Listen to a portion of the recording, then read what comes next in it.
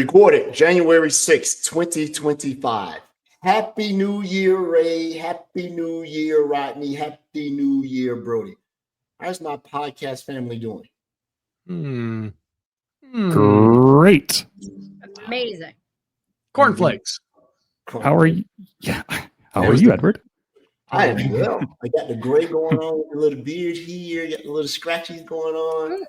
My winter look. Surprisingly sophisticated. Look a little Denzel to me. Little Denzel Washington. Yeah. Is that what it is? Very, very debonair. I do it every winter. This is the only time the missus allows me to grow hair. So this is, and I've learned cold is relative because everywhere you guys are is colder than where I am, but it's still cold here. Right? So I'm bundled up at my little thingies. Man, it seems like I haven't seen you guys since last year. Should we freeze for a picture so that Rod doesn't have the pleasure of taking the most unflattering picture? You know, I do that on purpose because, yeah. All right, ready? I think I got a good one. We'll see. It'll be mid-link. Just so our listeners are aware, Ray hates every picture of our show that I post. He does it purposely, but it builds character, builds resilience, and it also helps my therapist stay in business. So thank you for helping. Does it actually do it on purpose, or is it just randomly select a scene? Just that I don't go back through the It show doesn't. and I find like the worst picture of Ray. And Yeah. Oh my then- God, Rod! I love Ray it. doesn't have a bad picture. Well, Ray is a goddess. oh, Yeah. thank you. Just close your eyes, and that's the way. That's the way. Well, to go. it's like my wife. I take pictures of my wife and she hates them. She's like, my chin doesn't look good in that picture. I'm like, you look great. Oh my goodness. I love the way you look, but she doesn't like it. And so I end up, She's a I've gotten beautiful smart woman. in my old age. And Rod, I think you just hyper focus on like something that you think is like magical and amazing, and you could, it's just not everybody has the same artistic vision as you, but you have a very beautiful wife, Rod.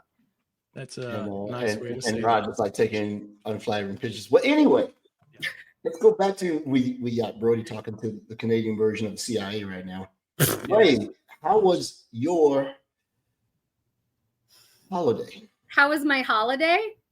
Yeah, just overall, nothing around Christmas. Just overall, the holiday season is sort of officially over here in the United States. We're back to the salt mines, uranium salt mines. So, how was? I'm a kobold.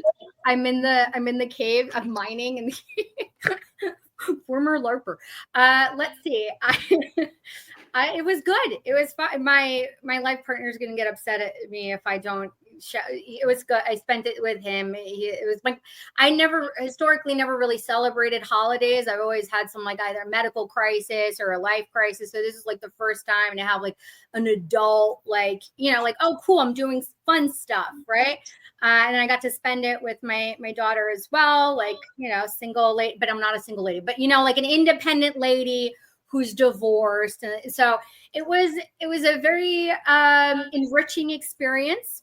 And I got to have some fun, and I've got a lot of lessons learned for next year. So I think it was a holiday season well spent. That's great. Nice. All right, and I'll go to you, Brody. You being closest to the North Pole, you probably got your holiday before us. Get your presents first or last. Actually, Yes. you get your presents last. There you go. That's He Maybe. stressed it all out this holiday season, being Canadian. There's a lot there. Yes. Christmas eventually came even to Canada, which, by the way, Santa's Canadian. I don't know if you know that, but he is. We're good friends. Yeah. So how was Christmas? I mean, it was awesome. It was my baby's first Christmas. So Santa, and we got her to open presents, and she loves wrapping paper, and she got all kinds of adorable things. So then I hung out there basically in BC with my family, and yes, Noodle, the postman is now operating in Canada again. And yeah, ate a bunch of chocolate, had a couple beers, watched hockey. And then, over the New Year's, it was pretty chill. We watched Gladiator 2 on New Year's Eve. It's actually pretty good. They didn't screw it up, so I'm happy about that. You can't beat the first one, one of my favorite movies of all time. But I thought the second was good. And Were you entertained? I'm sorry. Were you entertained? I was. What? I was entertained. Nobody else watches anything, or we just. No, I wasn't entertained. I got the reference. I got the reference. Okay, it's fine. It was hilarious. And then the only work thing I thought I was going to do more training and email catching up, but ultimately I just spent time with the family and building baby gates and things like that, because now she can climb stairs. Go figure. As of like yesterday, when the baby gate came, she could suddenly crawl out of the sunken window. It was like if she knew the box was here. So I'm like, okay, well, so I'm doing it. I'm doing that. But I did renew my SC200, so did that. But other than that, I basically wasn't working. So. Yeah, I try not to do. I renew something, and I got one due like in June. I had a tip for you. I tell you, won't say it on air. But that's crawling. The bad part is not her crawling. If you walk in the room, she's crawling up the wall. Then you have a problem. She's just on the wall, going up the wall. Then you have cool too. But is what? Yeah, it'd be cool. It'd be cool if she was like Spider Woman for Yes. reals, crawling up the wall. That'd be pretty Spider dope, baby. right? That's Spider baby. Yeah. Not like a real baby. Spider baby. Rodney Trent. Speaking of renewals, I don't know if you remember, a few years ago, I literally did all of the Microsoft certifications in about a month and a half, November through December. So all my renewals are like, mid-November all the way through the end of the year. And yes, I did about 12 or 15 over the past month and a half renewals, including SC200, which was just like last week or something like that. Okay. The holidays were interesting for us here. We were sick, all of us, throughout, for the most part. If you remember our last show for last year, my voice was in and out. My voice literally just came back last Monday. So this is my New Year's Eve, my New Year's voice, I guess. was that your gift to your family, not having a? So that's interesting. You would think so, but because I wasn't able to speak or talk, my wife thought I might be mad at her because I wasn't talking to her, and I'm like, I literally can't talk. She didn't see a blessing when she saw one. Yeah, right. People should. Yeah, it's a good thing. Then we had our basement flood during the winter, so I had to deal with that one more time, even though we paid like $30,000 for a basement service to waterproof our basement. And then, of course, we have about 15 inches of snow. We have Canadian snow today. We have about 15 inches of snow that came in overnight. So that's all good. If it was Canadian snow, though, it would come in centimeters, just saying. If it was Canadian snow, it would have been dropped by geese. So Geese are aggressive, right? They're not friendly. No, they're not friendly at all. And I think they poop snow. What? We send them south to terrorize America. It's the only way to terrorize America. They poop snow. Literally all they have. Yeah. So you can't use their poop for coffee. Yeah. My wife's coffee. It's a callback. I've had poop coffee. No, yeah. I'm at a standing desk, by the way, Brody. My wife bought me a standing desk for Christmas, and that's what this is amazing. I have sat down for 15 minutes a day. That's it. Well, you should alternate every 25 minutes, I hear. I'm working on it. And this is the one that has the buttons where I can go between sitting and standing, and it does it automatically. Right. So. Yeah, it's great. I love a standing desk. Actually, my wife brought something up. She's like, it's also nice just for like little itty bitty adjustments if you're sitting, right? Like that you can't normally do with a regular desk without getting on Allen keys or something ridiculous, right? So it's they're great. Mine has a crack in it. What's an Allen key? What? Allen wrench. Yeah, Allen wrench, Allen key. Okay. Yeah. Yeah. Like is a key to them like a router. Okay. But you can't. You're using a router, a Cisco router. Yeah, router. For sure. Speaking of gifts, Brody did. I think Edward might mention this, but the best gift giver of the season is Ray. May have been Ray. And I think Brody finally received his. Maybe. Oh, I did. Let's see. Okay, I will. Let's see what it is. because this was amazing. I was flat out. It was awesome. Shout out to Shutterfly. I wanted to make sure I held up the end that didn't reveal my address. Okay, hold on. Nobody's gonna go to Canada. There's only 5 people that live in Canada. The address wouldn't be too hard to figure out. There's Santa and Brody, and then who else? Chili Willie the Penguin. Yeah, that's right. Penguin's in the South Pole. Pingu, yeah. Oh wow, look at this thing. Pretty slick, right? Right. Isn't that amazing? Come on, show us. Pretty official. Oh. So I'll show you. I'll show you what I'll show you what it looks like if it's not broken. So there you go. Sweetie, you got. Show it back up. Show it again, Rod. That was too quick. Show it He again. definitely threw it on the floor. No, I didn't. There's a stand. No, it's that Canadian USPS system that you have to pay extra for. So Brody, You're Brody, fine. Can you don't- just get some glue? Like, do you not? You have an Allen key. Go get some. Yeah, use your allergy. Multiple pieces, but yeah. How I- many pieces? So That's a good I idea. didn't want to stand here because I didn't want to. Mine came broken too. It did? I Mine glued did mine not. back. I got it sitting over here. I had the bottom part. Well, nobody tell it. I didn't want to say anything because I want to glued it. Mine was perfect. Listen. I love me a good customer support email. So good customer service dictate. It's got the stand and everything. I feel after everything that happened to us over the holiday with the sickness and the basement flooding, I feel pretty lucky. Rod, you are very, but all the luck diverted to the gift being in one piece. Yeah. Wait, Brody, are you doing surgery right now?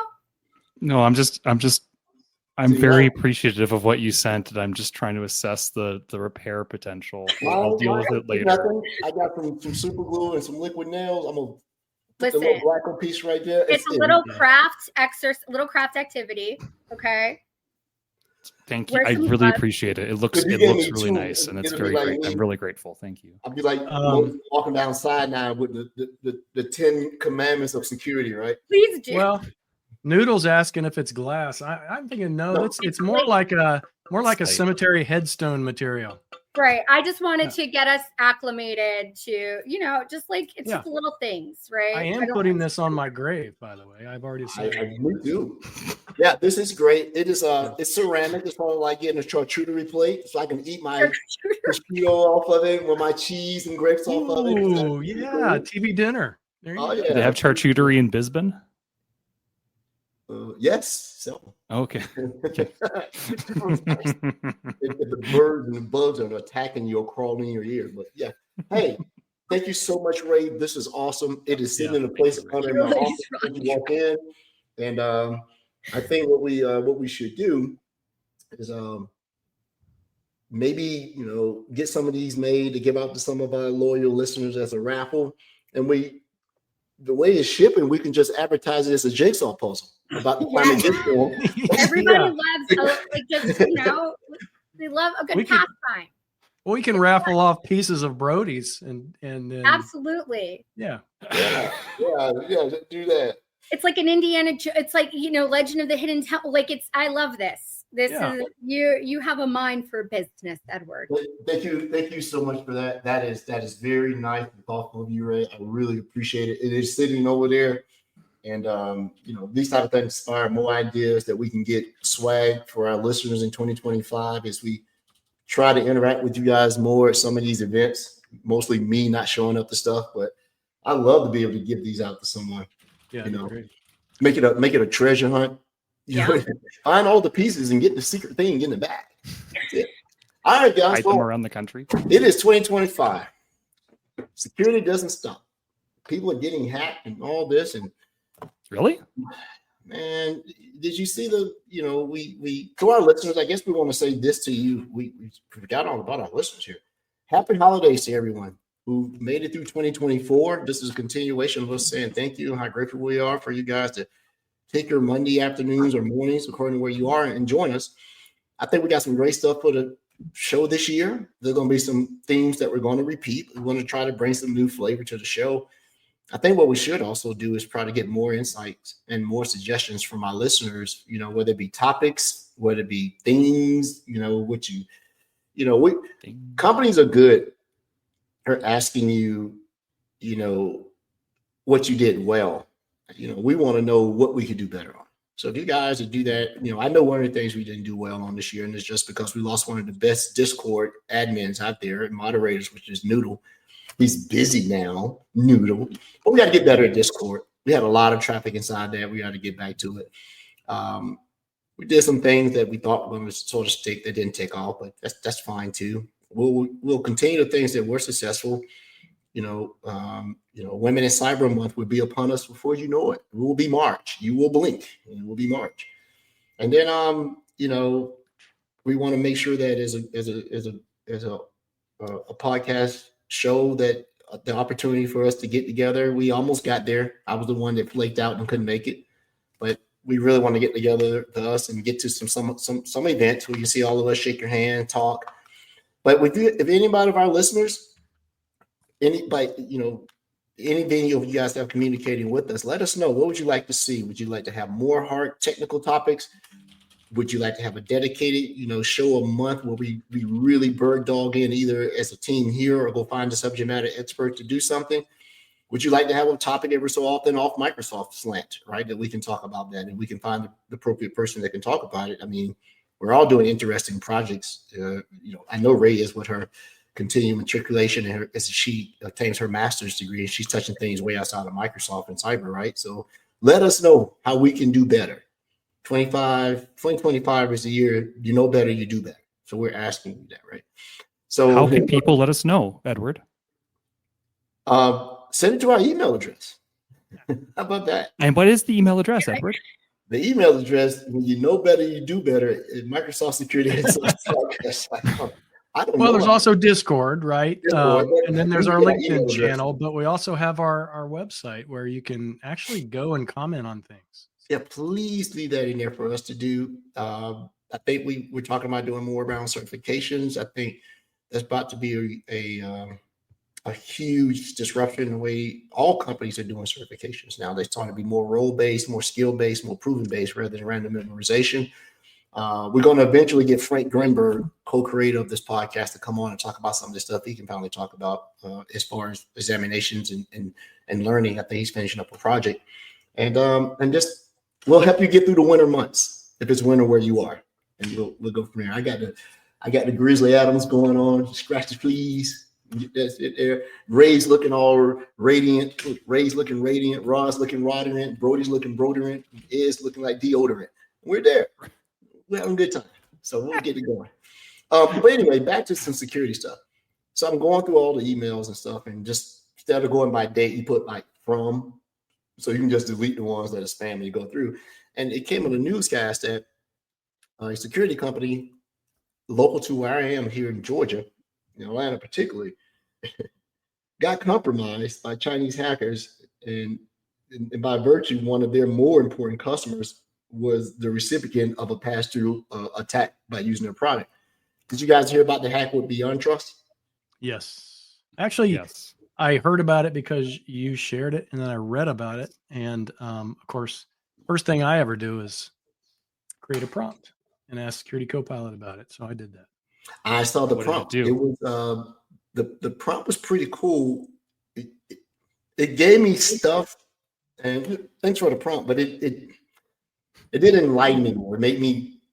It gave me the card catalog to be able to go find the books on the shelf if you're old enough to know. Well, you're smarter than Security Copilot, though. Well, that's up to a debate.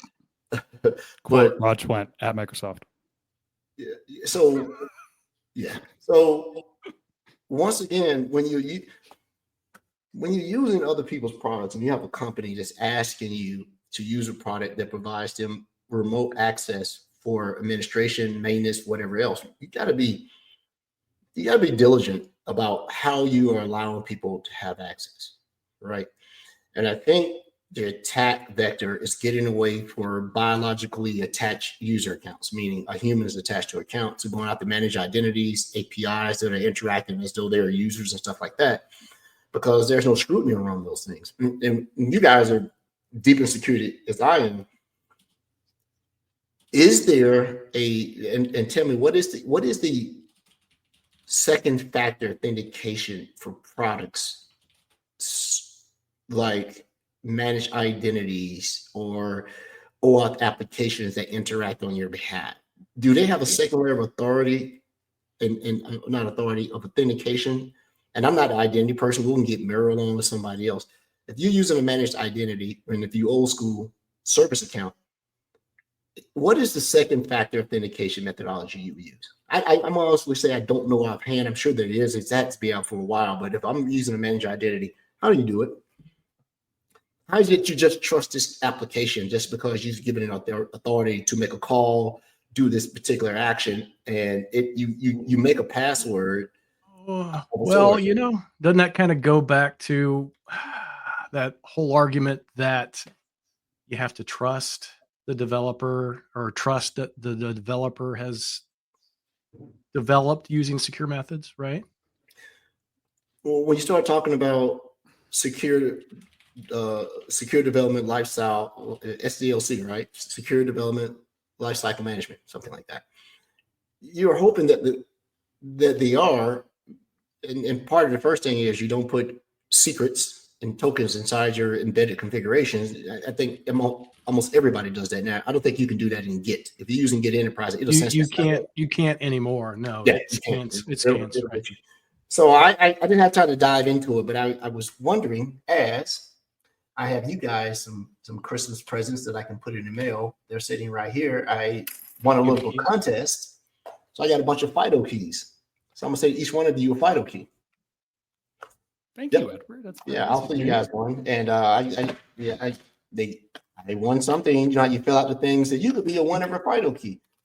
And I got them, and they're USB-C and USB-A. So I'll put everywhere one in the mail. And the reason I did is because they're saying that when you're working in your cloud subscriptions, the break glass accounts that you don't have multi-factor on, that's not acceptable anymore. Everything's going to have MFA if it's a privileged account. So even if you do the break glass account and you make the password as long as this right here, no good. Still can't do it. So when I did that and I won the little thing, fill out the survey, blah, blah, blah, I ended up getting like 4 of these things. I'm like, cool. I'll send that to you guys. I got 5 of them actually. So maybe we'll get one out to a user. So of our users out there. Hold on. Back it up, boss. Okay, one sec. So a managed identity doesn't use a second factor. It's usually like humans that use a second factor. Managed identity exchanges a token between the IDP and then the application that you've configured to leverage the managed identity. So if you're thinking about 2 factors of authentication, it would be like someone has to explicitly set up the managed identity itself, and then link that to a secret, and then also configure the application to use the managed identity. And so in that case, it would really be a human could leverage a managed identity for nefarious deeds, but the managed identity itself doesn't use a second factor. But the human administrators that you would typically give that role to should have a second factor. Well, it's not that. It's once the application is set, and this has been solved. I just don't know. I haven't had to do it. That's not my wheelhouse especially, but what I'm thinking more of session hijacking. The application already has the ability to do something. I want to insert myself into something that's already a trusted exchange. And so how are you looking at certain things? Like when you start thinking about adversary in the middle attacks, when you're doing session hijacking or token theft or cookie replays or something like that, we'll find someone to talk about it. My thought is applications have to be monitored. And I know Microsoft has something called Defender for APIs that makes sure that I guess it's defending APIs. The only thing I knew about it is it does secure API throttling. So you don't DDoS an API. You don't just keep calling. So rate control. So I want to figure that out because you're starting to see some of the threat intel that this is not an obscure attack. And nobody really tells you how they got to whatever they needed to be able to do it. The company said the investigation to the incident found that the attackers gained access through a remote support SaaS API key that allowed them to reset passwords for local application accounts. the application that does the remote access should not have the same rights. Applications can have role and permission creeps just like biological units. You cannot do that. Now, with that being said, first thing I did was, since I don't have this, was could I have detected this in Microsoft Defender for Cloud Apps? And I think you can with a little bit of well. Yeah, probably. I mean, that's not necessarily a managed identity in the Microsoft sense. You're talking about something similar that may have happened. Yeah. Trust. Yeah. Okay. Because with the managed identity, you could use like the activity log or a Enter ID sign-in logs and Azure Monitor, those kind of things. But what you're talking about being a kind of permission creep on the SaaS application, that does sound like a use case for your favorite Defender for Cloud Apps. Yeah, and I'm going to take a look at it. I don't have that application, but I wanted to go look at some of the things because as I went into Defender for Cloud Applications, I saw that their application portfolio for session control applications, why it is much larger than it was when it was called Adalom and when it was called MCAS, is greatly grown. It's still 27. I'll make up a number. There are only 27 applications that you can interact with the API inside of it to control those particular things, permissioning, look at all this, everything else.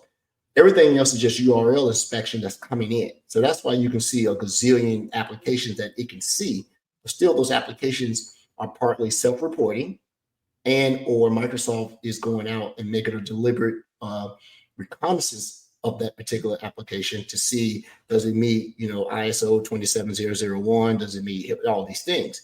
So the ability to look in sessions is still very limited to the API support of the application inside MCAS. And so if anybody's using MCAS, anybody using Microsoft Defender for Cloud Apps, if you go inside of it and look at those applications, you'll see it's not a super robust. It's going to grab the big boys, Google, Dropbox, some Apple stuff, some major, of course, all the Microsoft Cloud SaaS applications so inherent, right? But it goes back into it now that you're able to trick people into using applications because it seems like everybody's coming up with a AI application. And Rod and you and I talked about this. It looks like it's web-based, but it isn't. It isn't web-based application at all. When you use these AI applications, right? That is nothing more than a front end behind it, the large language models and the tokenization and everything behind it.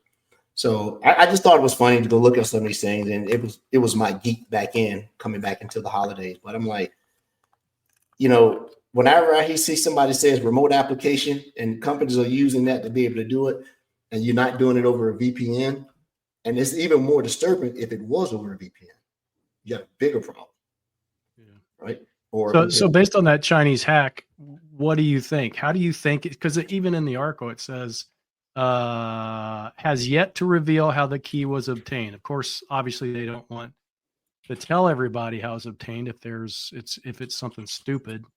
But there were 2 security flaws that were addressed as part of it, but it doesn't necessarily have to be those security flaws. It could have been someone gave that key to them. They're just not wanting to talk about it. I'm curious, how was that key obtained if it's encrypted and unattainable, right? I wanted the key was obtained the same way that Know4 found themselves in a bad way. They actually hired a North Korean threat actor or people standing up fake companies. And now once I am using your application, I get to beat up on it, which is why no application is safe. You can't make 365 or Azure or any of these cloud applications unbreakable when all the hackers got to do is go get them a subscription, start beating up on it, right? Now you can't launch stuff from inside these cloud applications because what I like about Google and AWS and Oracle and Azure is that they are now looking at outgoing traffic as with scrutinization the way they look at ingress. They're looking at egress. What is going out? That's why it's very bad juju to try to launch application or exploits from within somebody's cloud. You are being looked at probably more intently than things coming in, because things coming in, you don't know. Companies, I said this one time early in the years in the show, Azure, Google Cloud, AWS, those are the only ones I know. I don't know anything about Oracle and all these other things. They are unbreakable. Cannot be hacked, period.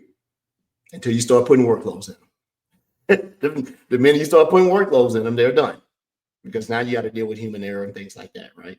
There are some exceptions, because Meltdown, Spectre, you were attacking the way the kernels and stuff were, right? Well, you make a good point, because again, you're talking about, they're kind of scrutinizing what goes out, and you think from the AI or generative AI perspective, that is the danger. It's not necessarily what comes in. People may try to hack, they may try to prompt it in certain ways to get a response, but it's on the onus of that service whether or not that response is responsible or threatening or violent. So yeah, there's a lot of stuff that's important about how about what goes out from that service. And you have yet to and you can delay any reporting along this, as long as you've done. Beyond Trust, I believe, is a publicly traded company. I think so. Yeah, they are. So there is some mandatory regulatory reporting they have to do because of shareholders and such. But will you ever really know the truth of how this got out, right? And sometimes they're masqueraded as, we can't give you the full disclosure of it because it could introduce sensitive information that could, let people know that there are other vulnerabilities that may affect some of their other customers, right? But the one that got their attention was that they went through the U.S. Department of Treasury. That seems to be very problematic, right? To do that like that. Something I haven't heard.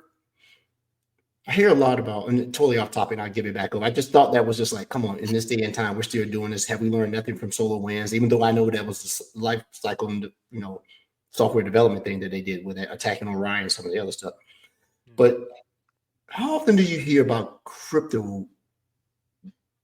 And I don't know, but the crypto companies getting attacked. Are they so decentralized that, are they so amorous and mortal that there's nothing to attack? Meaning, how do I attack Bitcoin? Or maybe crypto is so irrelevant that who cares? I was going to say this is a loaded question for a lot of funny reasons, but yeah. Are we saying that the entire crypto industry is just a balloon and that doesn't really exist? Heard it here. Well, okay, let me take crypto away. Why aren't we hearing more attacks? And maybe because we don't work in the industry, around people attacking digital ledgers, attacking blockchain. Just financial, yeah. We pin to the money. That makes sense. I answer my own dumb question. It's not a dumb question. There's no dumb questions. Oh yes, they are. Well, to be honest, I mean, you hear about these more public hacks. You would consider that a financial based or something that hacks financial institutions or ledgers or whatever happens to be, especially crypto. You would think that would be pretty significant and someone wouldn't be talking about it. But of course, at the same time, there's no regulation on that, so nobody cares. If I can't regulate that, if I've not regulated that yet, then there's no money in it for me. So I can look at it that way. You're right. There is no governing body or something to pivot against for liability or recovery, like FDIC for funds in a bank, right? So I get it. I don't know. I think maybe that's something that we get on the show. We get someone to come on and talk about fintech and fintech security and financials. I mean, we spent a lot last year, probably I won't say disproportionately, but really heavily on how the medical industry, whether it be hospitals, research around medical stuff, are being just beat up on, and then education.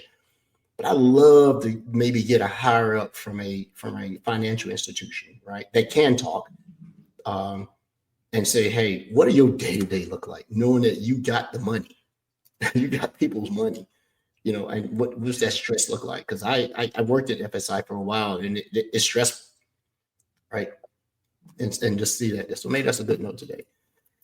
I just thought it was funny to look at that and say, man, we're still doing these same old things. And a security company at that goes to one of the major operational departments in the United States of America.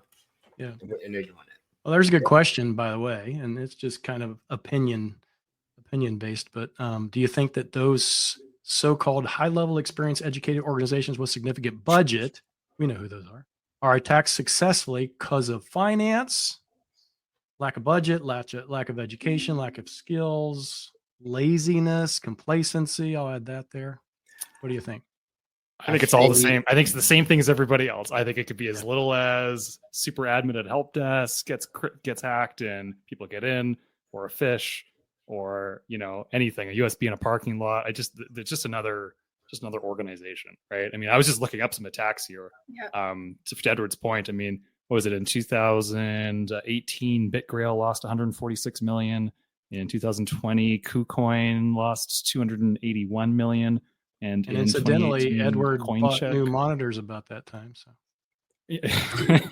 weird, yeah. They're really nice. Edward got a brand new cryptocurrency hardware wallet. My ledger came in over the holidays, so I got that in there. Sweet, So yeah. putting it over to that. Yeah. I'm not a cryptocurrency, naysayer. I have mine. I jumped in early. In 2013. So I just, but it goes from $1 million to like one or pennies, and just you just buy on the one, bro. Just time it. Obviously, you can predict the industry. Use AI to predict the industry. We gotta wait for quantum to be valid for that to happen. Quantum is coming. We need to have a show about that too. Yeah, quantum security is a thing too. I was looking at something about that today. I'm like, yeah, above your pay grade. You need to go do some base reading first. Don't jump into a 400 level course. I'm like, over my bald head. Ray, what security stuff did you do over the holidays? Oh, goodness. I'm just trying to survive the day, Edward. Come on. Yeah. I was plugged into work. I feel like I had the pleasure of chatting with a couple of our partners right before the holidays, so that was exciting. And then we're going to bring it back around for 2025. So we're planning some big things. We had Sam Gardner as a guest in 2024, but she is the co-lead and the technical lead for the webinar planning. So that was like more of the security focused efforts on my part. But I also have my master's degree. It's my third master's degree, so be gentle with me. But I got a lot of stuff on my plate, sir. Okay. Hey, just a simple question. Golly, where's goodwill toward men? Yeah. Did you lock your doors over the holidays, Ray? Like, come on. Listen, I actually had a special latch installed because it is just like a turnkey. It's not even a depth. Don't even get me started on that. Like I asked my 5-year-old, what's the number one rule? And she says, safety first. She starts getting a little bit creative and she says, stay wild. But it always starts with safety first. Okay. Because I don't play around. My father, when he would sneak me into the Whitestone cinemas to watch movies, because that was the babysitter, he was always like, pop quiz, where are you? Where are the emergency exits? So that is, I'm always. Yeah, that's a good dad. That's movies and safety. Yeah. My dad taught me how to pour a rye into a glass and how much ice to use. That's a good dad too. He was tired of losing all of his ice. He's like, "Where's my ice going? This kid's can't even pour right." To turn him from eating out my ice, I put this brown death liquid on it. The trick I learned is if you over pour the drink and like you just make it super strong, jeez, and then they just don't ask for another drink for a while because they're like sipping on this thing. Are we competing for childhood trauma? Because I was just glossing over. We can dive deep. I feel like this is a Seinfeld episode where they ask George is like he tells Jerry and it shocks him how horrible his life was. But I could one up you. A story, and everyone else is like, that's not normal. But that's cool. I think that's a really cool story, and so is learning to pour drinks for your father. Yeah. Both are the same. In the movie theater. I've never smoked more than one cigarette in my life. I smoked some cigarettes little, and you take one puff. And it was Newports for me. My mother used to smoke the Newports. I didn't. My mom used to smoke Virginia Slims. Cool. And you were old enough, the older people to call it heater. Boy, go get me a heater. Or if it's go back even further, what were they called? In the United States or in well, let's just say okay. Yeah, that's the best. France. It's like no, don't you start. Don't you the start. Young Ones TV show. There you go. From the Young Ones. What did they call it? I have a terrible headache. Oh God. All right. That we see, Ray, you need this. Great question. Great question down below here. I had a non-security banking student in December who asked, I heard Chinese engineers cracked AES, regardless to be true or not. Should I learn quantum cryptography to be ready? He surprised me. This is a great question. I talk with Richard Diver about this because he's involved in like the back end quantum cryptography conversation, and Microsoft's working with a number of other industry partners on the next stage of developing quantum resilient cryptography standards, which we are all going to need to eventually move to. It's going to be great consulting dollars. It's going to be just money. It's going to be printing money because we're going to have to move on from AES 256. So I would say this student is lining himself up for an excellent career trajectory if they have the capability to really dive into it. I wasn't like a really big calculus math guy when I was growing up. I really liked the graphing calculators and slacking off, so I didn't really get into that kind of heavy duty math. But if you can like dive into this and learn it and be a part of it, it's absolutely going to be like a wave of importance, kind of like what we're in terms of the AI wave right now. That's my opinion. Great question. Well, I have an opinion. It's only cryptography, regardless of what type it is, for two reasons: that it exists to prevent unauthorized access and exposure of a thing, and the inability for someone to break the cipher. So if the computation power is on par to the encryption model, it's nothing more than a race. So if you're using quantum cryptography and someone has a more powerful quantum computer or a series of quantum computing capability, is it really a cipher, or is it you're holding serve against a time limit that instead of spanning hundreds of millions of years gets shrunk by every time the compute? Yes, gets better. It's still a cipher, but you're right. It's inevitably, with the growth of technology, going to be broken, and the time limit does come down. Yeah, you're right, Edward. So it becomes less of a cipher and more of a speed bump if we're like throwing old school, So, like SHA-256 or something like that. It's been cracked for a while. It's kind of like, see you later. I can just get around that. Yeah. So it doesn't make it.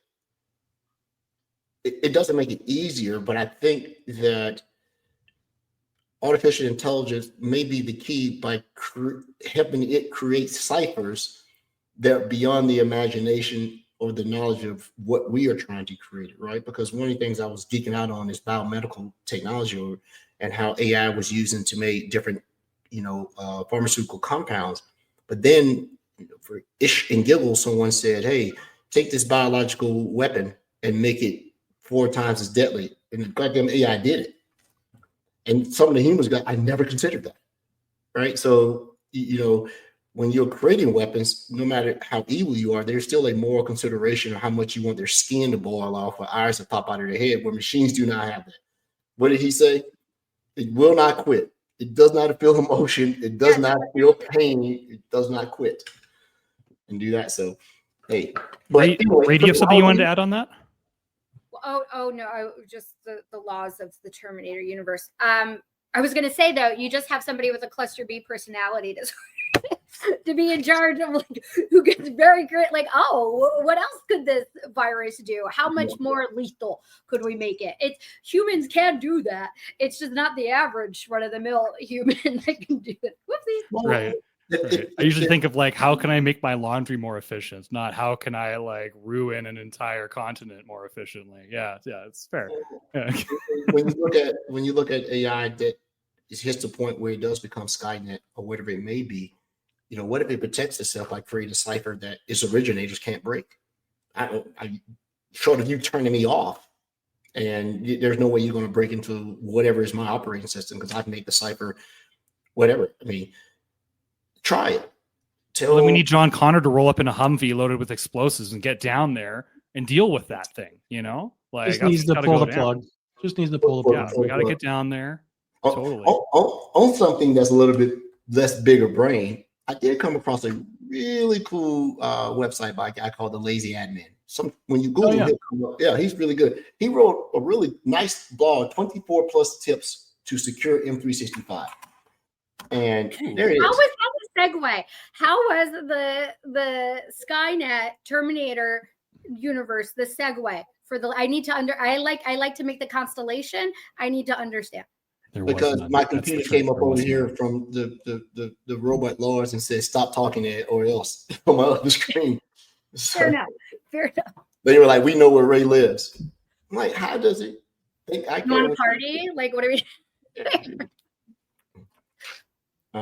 you say, bro, I like this Brody, copperosity, is this you too. just hyping? And it's not you up me. It's not me. whole Are you seeing me type? I'm not typing. I got a water bottle.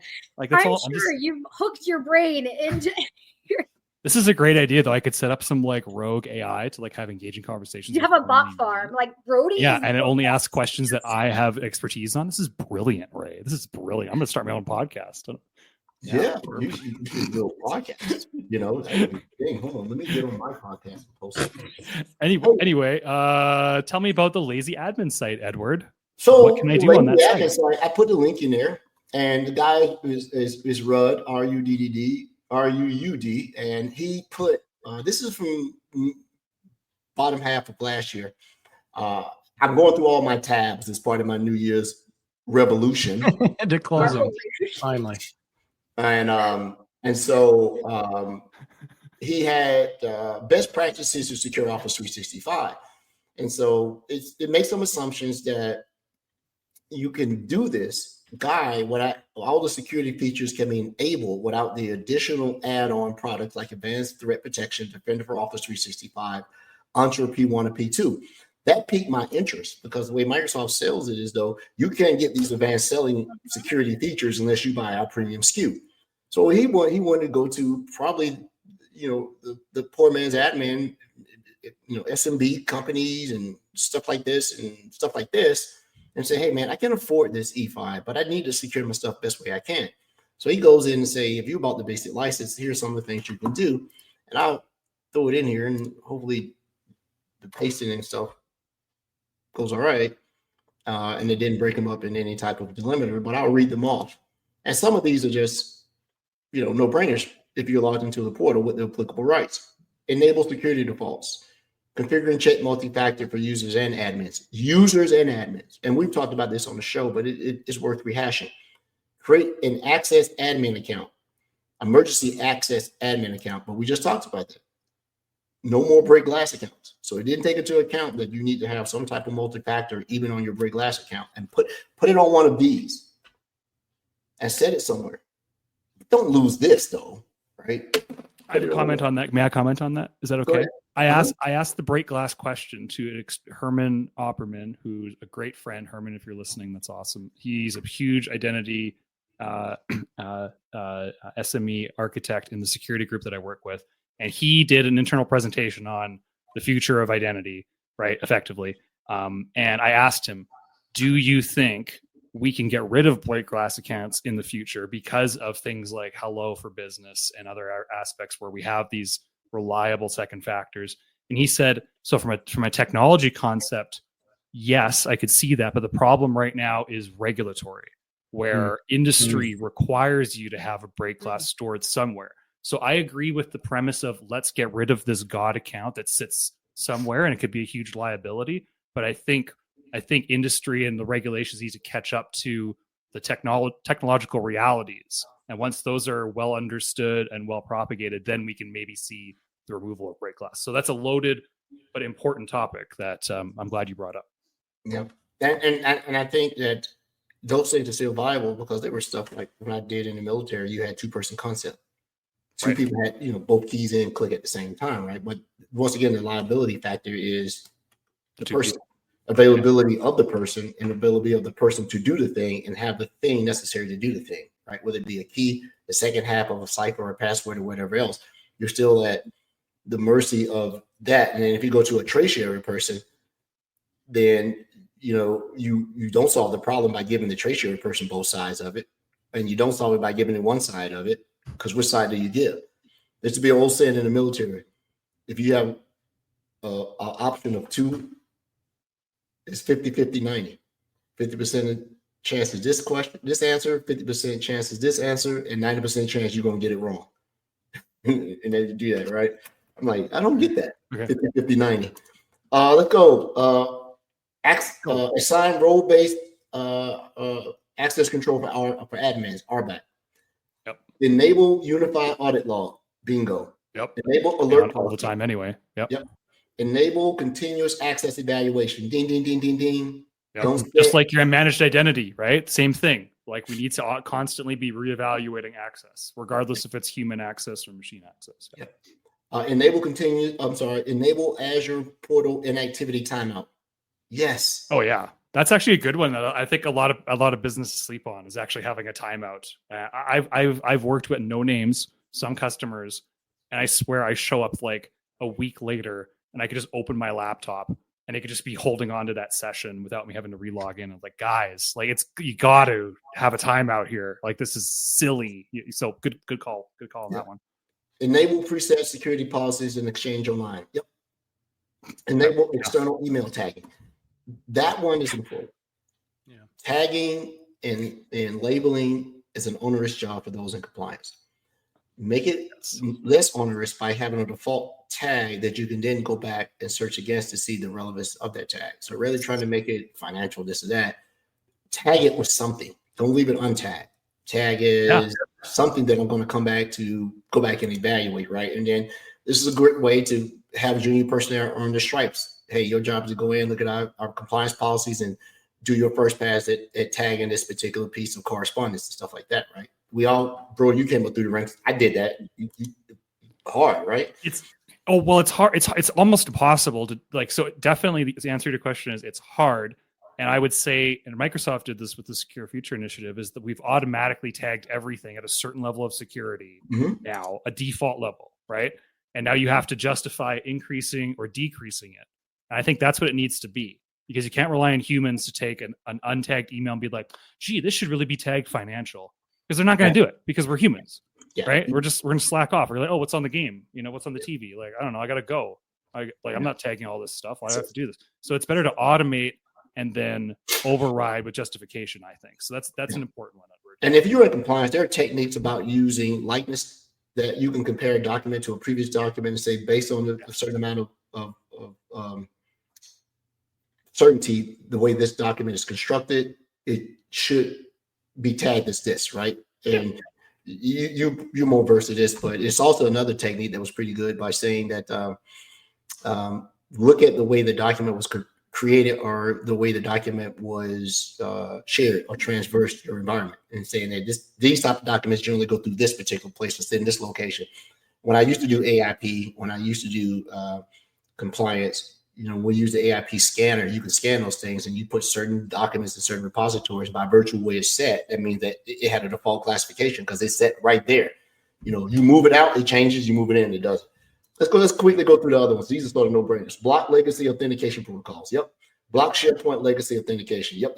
Block upload of specific file types and SharePoints in OneDrive. I think that's sort of more built in these days. You have to sort of go ahead and create exemptions. Allow syncing only for domain joint computers. Now, when I saw this, I wasn't really sure what they were saying, but inside SharePoint, there's a setting that allows you to go in and do these things. That you can say, hey, if you are not, and you can do this Azure intra connected computers, whether it be directly or hybrid. So that's another good one to use. Let's run through these last ones really quick. Block shared mailbox sign in.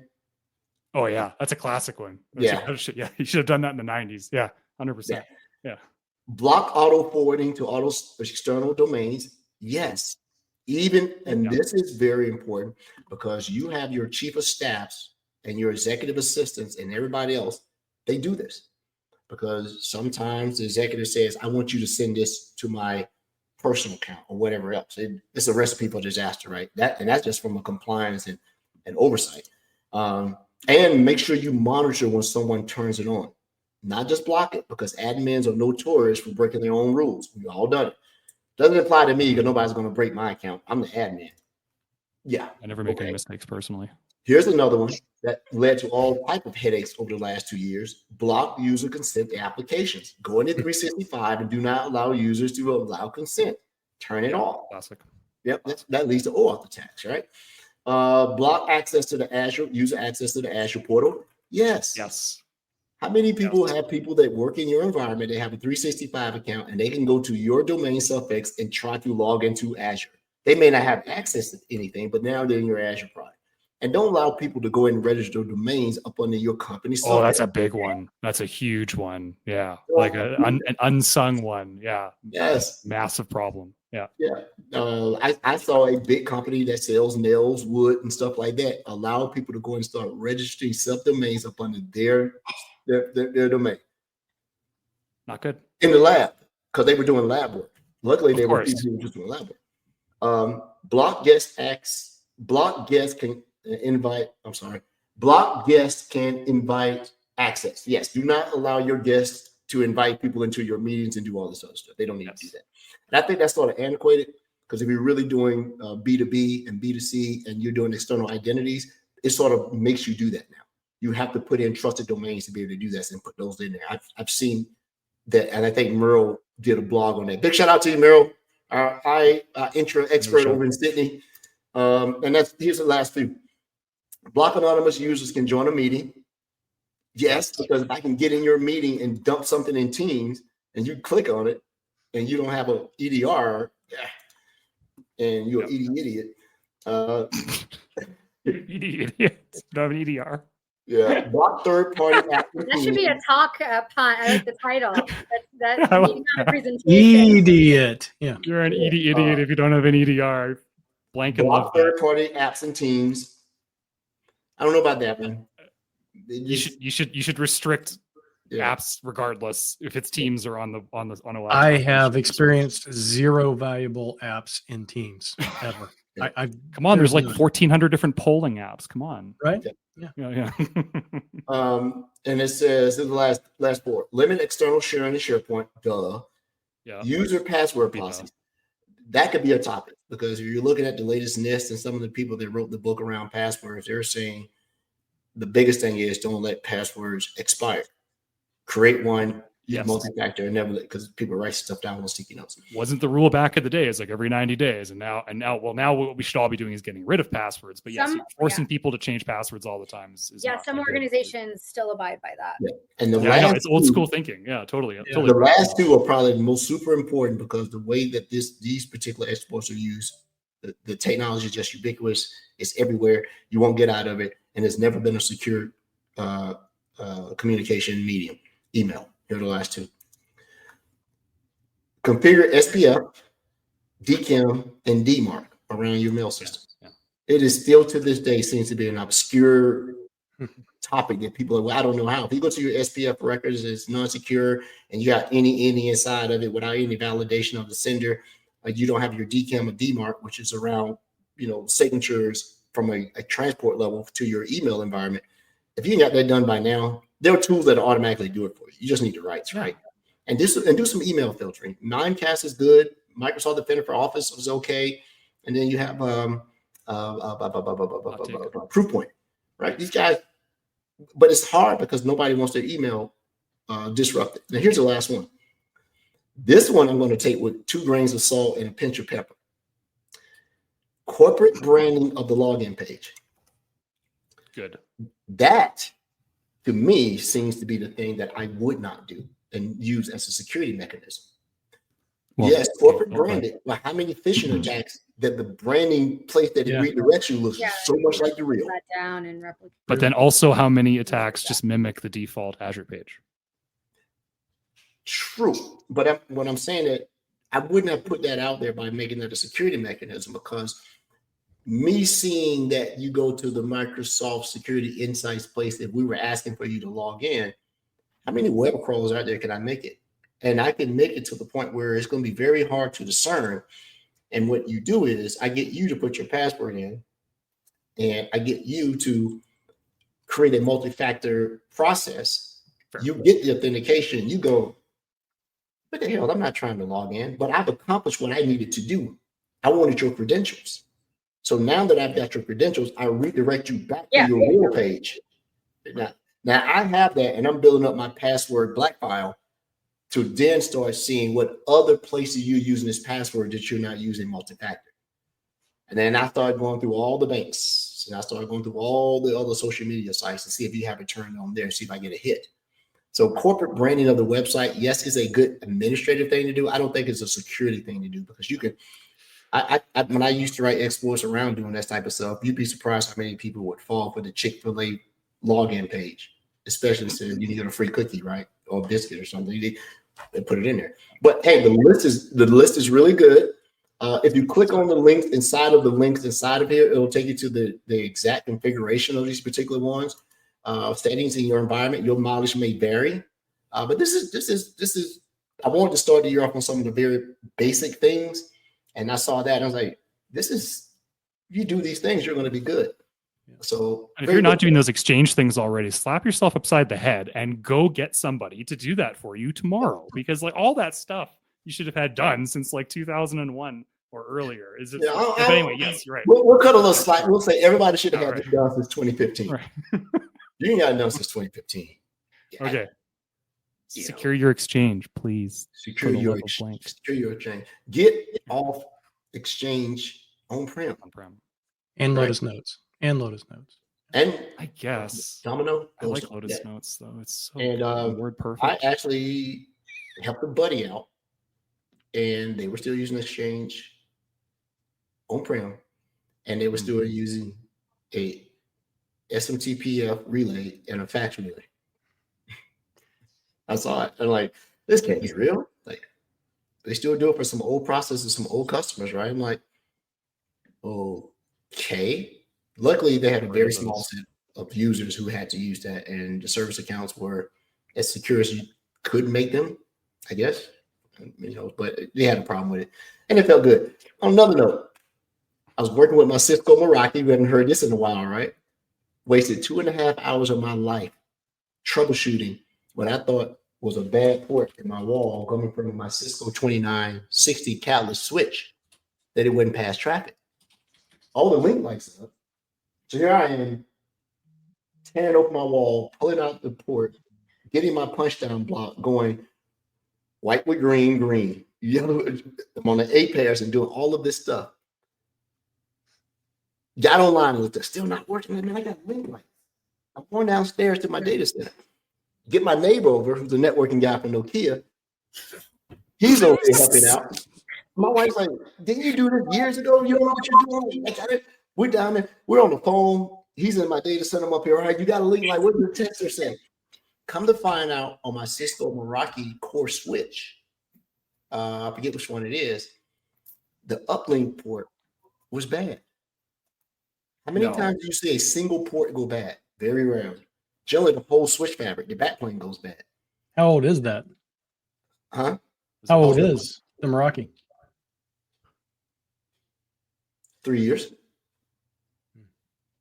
It's hard to don't make them like they used to. It's hard to see a single port on the switch. Generally, switches must be all those Bitcoin transfers that you're running every day with your exploits that are just frying the port. I run those out of Ray's. I had to do her stuff and do all that stuff out of her stuff. And what's the name? But it was a bad port. So I went into the dashboard. I ran it, link lights and everything else, and it said all pairs are good. My dumbass was thinking that because it was testing the cable was good. So I said, maybe I got I'm doing, instead of me having a trunk VLAN port, I got an access port and I have a VLAN policy. That wasn't it. And I did all this thing and I said, so I backed up my config and I blasted it to atoms, restored the default. So now it's the default VLAN management, everything. Same thing. Then I restored it back, and it was a bad port. You very rarely see a switch port by itself go bad.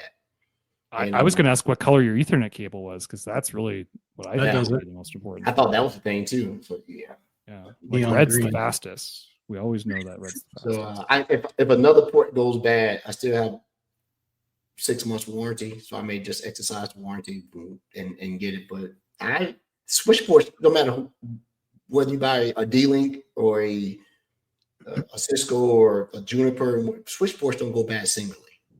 I'll tell you the truth. I experienced that early in my career, but yeah, I have experienced that before. Yeah, not on Meraki. That's a rarity among networking guys. And if we have any networking people on there, here are the top 4 things you see rarely happen in networking. Very, very rarely see a duplicate MAC address. It does not happen. It's so hard. I've seen it twice. 2 devices, 2 NICs have the same MAC address. a single switch port go bad. I mean, just burn up. Generally, you get a block of switches that go bad, or you get the entire back plane to go bad, right? Are we revealing like a conspiracy? What is the takeaway from this very unusual thing happening? Like, I feel like it's a glitch in the matrix. Like we're in a simulation now. Like, I can't believe you didn't ask about the segue, Ray. Personally, anyway, the segue is no matter how sophisticated we are, it's always down to the things. Power, bad thing. Make sure it's plugged up. No matter make how sure you got sophisticated we are, it's always a down to simple the thing. things. It never occurred to me to go check the doggone switch port. So you find yourself getting more experience. She's like, oh, it has to be this. There's an access configuration. It was just a bad switch port. I refuse to believe it. Did you apply Occam's razor? Is that what you're saying? Like this, like if we were to apply that framework, it would have been very obvious, and you would have not wasted upwards of 2.5 hours of your life. It would probably more than that. I wasted my neighbor's life. Give him some beer. I submit maybe all of the other ports are bad, and that single port is the good port, and it's just more secure. And no, Rod, I'm not on drugs to go down that train of thought, right? Everybody's wrong in the world but me. It was that port. And had I just went and keep it simple, was that keep it simple stupid? Yes. The first thing you do is check the port. It's only talking on one port. I should have went down there immediately, plugged something into it, and what I did at the very end would have saved me 5 minutes. I had a laptop sitting there. I could have took that laptop directly in front of the switch, plugged it in there up into my firewall, and then when I did, I'm like, that took me 3 minutes. Would you have believed it though, or would you still have been like, something strange is afoot here? It's the red cable. I do a podcast with a bunch of conspiracy theories. You don't tell them what I believe these days. Edward, you know what you should do? You should switch to wireless. But UHF. I have Cisco wireless throughout my house. And the reason I laugh at you is because had I went that route, the paths through there would have also triggered it off, because there were 2 access points that were failing because they were using that as a egress point out. And I didn't check it because the wireless in my house works. I got 6 access points in my house. The wireless is not down. The wireless is always up. And I'm like, kind of really, man. But it brought back some stuff. I had to punch down blocks. I had a toner. I had a cable tester. It reminded me back of the day when you used to get in the data center. Can you come into my house? I've been wanting to run like a I want a data center. I don't know. I want to see I want to see Edward's data center, and B, I really need a cable RAN, but I don't have the punch block tool, and my buddy's got the like long cables, but I need the punch block, Edward. I need you to fly up to Canada, and we're going to get into the crawl space, and we're going to run this cable. It should be like this old house, okay, Edward, but you start with the tour of your house, and then you go across the country and also beyond international. Oh, I love that. I love troubleshooting. Get stung to death by hornets, rabies infested raccoons and bats because you don't want to buy an access point. I'm not doing it. Everybody stuck their switch out in the shed. Yeah, it was a matter of pride to see him and say, "Hey, man." I literally almost went and got all my Cisco certifications and tore them up and threw them in the trash. Like, golly, man, you got soft. You couldn't figure this out. No, you had too much knowledge. So you're like, this has to be a way more advanced issue. That's the take. Because everything else was this old switch. And on that note, guys, listeners and girls, you can see what road we're going down with the podcast. But we're going to be much more hyper focused on Microsoft emerging technologies around security, because there should be some innovation coming this year. High performance. We welcome any of our listeners who want to come on and share their experience about some of the things that they're doing when they had a switch problem. I need Noodle on the show. I need the Fisher Price commentary in real life. I need this. Yeah, look at that. No matter how sophisticated we are, it's always down to the things. Damn stupid. Down to the things. Yeah. And my wife is like, "What are you doing? Why is the wall torn out? Why you got?" Were you muttering to yourself like it's The Shining? Like, so no matter how. He's opening up walls. There's APTs in the walls, honey. I gotta find them. Yeah. You guys know how quiet my office is? I got rid of that noisy switch because I thought that switch was bad. So it's down in the basement. Edward, please reach out. I don't know. I can't find my answer. You have another situation. Switchery. Yeah. Edward, if it gets cold, you could just put your feet on the switch, though, right? And then it warms your feet up. I've done that. Yeah. You'd be Hot surprised. tip. Yeah, hot tip. No pun intended. Man, it is so good to see you guys. It seemed like it was an attorney. I'm glad that Brody finally got his Christmas present. I'd like to say thank you. Ray, all seriousness, Thank you. this wasn't just a gift. Anybody could just send something, but to make some thought about it shows that, hey, you really like the thing that we're doing. It's sitting right in front of my office as soon as you come in. I tell you, I was like, Brody, I was a little bit brokenhearted when I saw that. I thought I broke it at first. And I'm like, no, I didn't break it. So, hey. Poor Brody. It was not broken when it was packaged to you. I believe you. So Put it together and then you're hearing this. the universe. You're hearing this starting in 2025 of this day. All guests that come on the show at least 3 times will get one of these. At least 3 times. Unless you live in And you can't be grandfathered in, Henrik. Yeah. Henrik. So if you come to our show, unless you live in Canada, is it still delivered by Mounties on horseback? Well, the horse union came together, and now it's caribou. They're far more, cost effective. Who's your mailman? Dudley Do Right? Much better visual. Dudley Do Right, your mailman? You gotta be old enough. I love Rocky and Bullwinkle, man. That's good. I love Yeah, that show. yeah, It's such a good show. Guys, to our listeners, welcome to 2025. We're gonna have a great year. There are a lot of podcasts out there, but there are not a lot of podcasts like this podcast. This is a pod show. And we really look forward to engaging with everyone in 2025.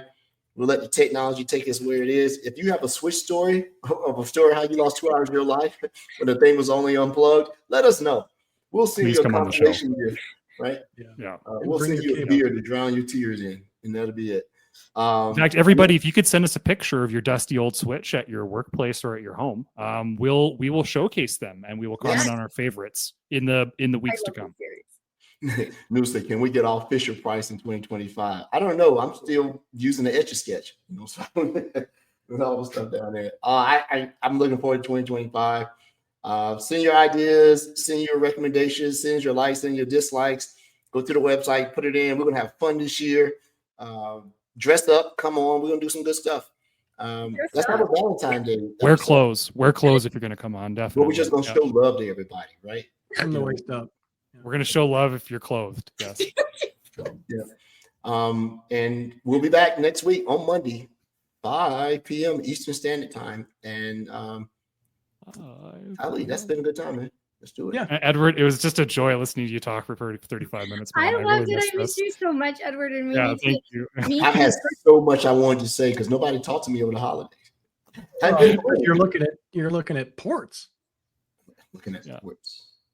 Yeah. I'm sure all the listening devices installed in your walls and in your Switch were listening to you, Edward. You can just speak out loud. I got rid of a noisy switch. It's quiet. Must be the medication. I can hear the voices now. Or the lack of it. Yeah. Peace and Hagrid's, people. Have a good one. All right. Have a good week. Bye.